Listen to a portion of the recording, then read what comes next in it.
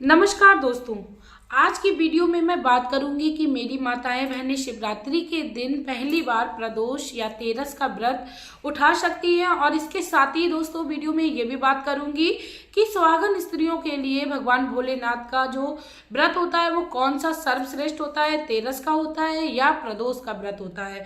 बहुत ही महत्वपूर्ण वीडियो है मेरी माताओं बहनों के लिए। मैं मेरे आराध्य श्री लक्ष्मी नारायण को मैं कोटि कोटि प्रणाम करती हूँ, मैं उनको कोटि कोटि नमस्कार करती हूँ। दोस्तों पहले तो मैं आप लोगों को बता दूं, शिवरात्रि का जो त्योहार है वो 8 मार्च को पड़ रहा है, दिन शुक्रवार पड़ रहा है। दोस्तों इस दिन शुक्र प्रदोष भी पड़ रहा है और तेरस भी है, तो ये बहुत ही शुभ संयोग होता है, तब जाके शिवरात्रि जो है वो मनाई जाती है। इसके साथ ही दोस्तों आप लोगों के ये भी क्वेश्चंस आते हैं कि शिवरात्रि की पूजा के दिन हमें भगवान शिव के मंदिर में जाना जरूरी होता है। दोस्तों मैं आप लोगों को बता दूं, यदि आप लोगों को सुबह में समय नहीं है तो सुबह की पूजा आप अपने घर में कर सकते हो, व्रत कर सकते हो। और आप व्रत कर रहे हो तो आप शाम के समय भी भगवान शिव के मंदिर में जा सकते हो, क्योंकि उस दिन पूजा पाठ पूरे दिन चलता है भगवान शिव को मनाने के लिए, भगवान शिव की कृपा पाने के लिए। दोस्तों अब बात आती है कि कौन सा व्रत जो है वो सुहागन स्त्रियों के लिए सर्वश्रेष्ठ होता है। पहले तो दोस्तों मैं ये बता दूं, भगवान शिव का जो वो प्रदोष को तेरस का जो व्रत होता है वह कृष्ण पक्ष में रखा जाता है और सुहागन स्त्रियां अपने पति की दीर्घ आयु के लिए या पति के स्वास्थ्य को अच्छा रखने के लिए करती हैं, पति के व्यापार में तरक्की के लिए भी करती है, क्योंकि सुहागन स्त्रियों के लिए तेरस का जो व्रत है वो सर्वश्रेष्ठ बताया जाता है।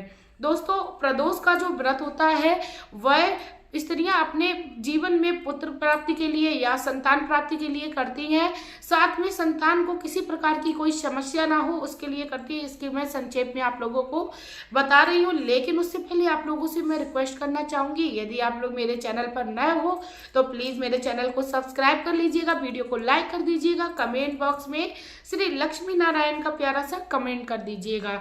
दोस्तों शिवरात्रि के दिन हमें प्रदोष का भी व्रत करने का शुभ अवसर प्रदान होता है, साथ में तेरस का भी व्रत करने का शुभ अवसर प्रदान होता है।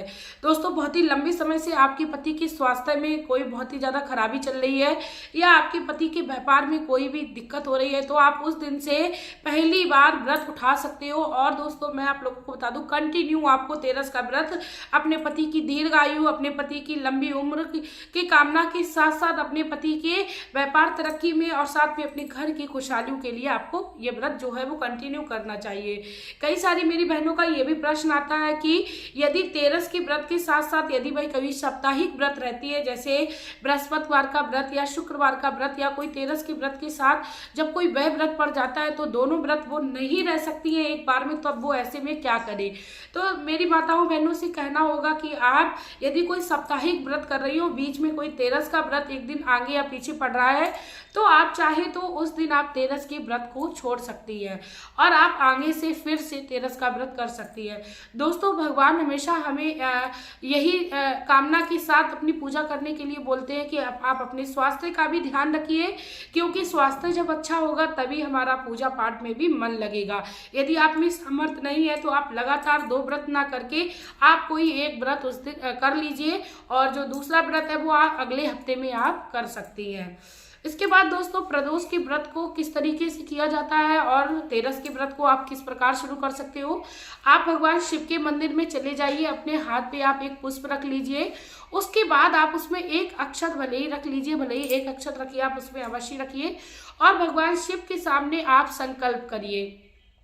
दोस्तों आपको संकल्प इस तरीके से करना है, यदि आप कोई प्रदोष का व्रत रख रही है तो आपको किस तरीके से रखना है वो आपकी क्षमता के ऊपर डिपेंड होता है कि आप निर्जला करके करेंगी या आप फलाहार करके करेंगी। तो दोस्तों आप प्रदोष का व्रत यदि निर्जला करके कर रही हैं तो आपको बिना पानी पिए रहना होता है। यदि आप फलाहार का संकल्प लेके भगवान शिव के सामने व्रत का संकल्प ले रही हैं तो आप फलाहार करके यानी पानी पी के और फल वगैरह इत्यादि ड्राई फ्रूट्स खा के आप इस व्रत को कर सकती हैं। या जैसे शिवरात्रि में किया जाता है उस तरीके से भी आप प्रदोष के व्रत को कर सकती हैं।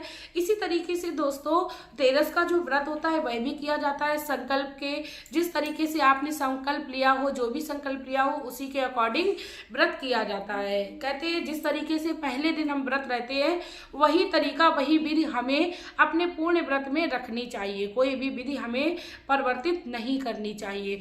दोस्तों ये छोटी छोटी बातें जब हम अपने व्रत में ध्यान रखते हैं तो भगवान शिव की कृपा होती है, साथ में हमें किसी भी प्रकार का पाप या पुण्य नहीं लगता है। यदि हम पहले दिन कोई निर्जला व्रत रख रहे हैं, उसके बाद अचानक से हमने क्या किया, दूसरे वाले प्रदोष में या दूसरे शिवरात्रि के व्रत में पानी पी लिया, तो हमारे लिए ये घातक सिद्ध होता है, क्योंकि हमारे संकल्प के अकॉर्डिंग ही हमें हमेशा चलना चाहिए। इससे ही हमें हमारी पूजा का फल मिलता है। तो पहले ही आप सोच लीजिए आप किस तरीके से अच्छे से व्रत रख सकती हैं, निर्जला या आप फलाहार रह के, क्योंकि ये कोई ज़रूरी नहीं है कि आपको प्रदोष का व्रत जो है वो निर्जला ही करना है या आपको तेरस का जो व्रत है वो निर्जला ही करना है, वो आपकी क्षमता के ऊपर डिपेंड होता है। आप लोग देख लीजिएगा। इसके साथ ही दोस्तों मैं आप लोगों को बता दूं, शिवरात्रि के दिन भी आप फलाहार करके रख सकते हो। यदि आप में क्षमता नहीं है तो आप लोग उस दिन सेंधे नमक का भी इस्तेमाल कर सकते हो और खा सकते हो। पहले कोशिश करिएगा आप लोग फलाहार ही इस व्रत को पूर्ण करिएगा। साथ में कई सारी मेरी बहनों का ये भी प्रश्न आया था कि क्या दीदी जो व्रत रखेंगे शिवरात्रि का उसमें हमें बिल्कुल नए कपड़े पहनने हैं, या जो तेरस का या शिवरात्रि का जब व्रत शुरू करते हैं और प्रदोष का व्रत शुरू करते हैं तो हमें नए वस्त्र उसमें धारण करना चाहिए। बिल्कुल ऐसा नहीं विधान है। सिर्फ हमें जो वस्त्र धारण करने होते हैं वह पवित्र होने चाहिए, वो गंदे मैले नहीं होने चाहिए, झूठे वस्त्र नहीं होने चाहिए। बाद बाकी दोस्तों सिर्फ और सिर्फ अपनी श्रद्धा के ऊपर डिपेंड होता है कि हमें किस तरीके से भगवान को रिझाना है। कहीं पर भी ऐसा नहीं लिखा है कि आप बहुत सारे रुपए खर्च करके ही अपने व्रत को शुरू करें, और ना ही ऐसा संभव होता है कि आप हर व्रत में एक नया कपड़ा लेकर पहन सके। तो दोस्तों आप लोगों को यदि मेरी जानकारी अच्छी लग रही हो तो प्लीज आप लोग मेरी वीडियो को शेयर कर दीजिएगा, क्योंकि आपका एक शेयर मात्र भगवान शिव की महिमा को प्रचार प्रसार भी करेगा, जिससे भगवान शिव की आपके ऊपर कृपा प्राप्त हो जाएगी। इसके साथ ही दोस्तों आप लोगों को शिवरात्रि से संबंधित कोई और जानकारी चाहिए हो तो प्लीज आप लोग मुझसे कमेंट बॉक्स में आके कमेंट कर सकते हो। मैं आप लोगों के हर एक क्वेश्चन का आंसर दूंगी और मैं हर संभव प्रयास करती हूँ आप लोगों को एक अच्छी जानकारी देने की और आप लोगों को सरल और आसान उपाय पहुंचाने की, क्योंकि अपने जीवन में हर कोई परेशान है, अपने जीवन में हर कोई मंगल कामना की कल्पना करता है। दोस्तों आप लोगों का जीवन अच्छे से बीते, इसी के साथ दोस्तों अब मैं लेना चाहूंगी विदा। आपका प्यार और कीमती समय देने के लिए धन्यवाद।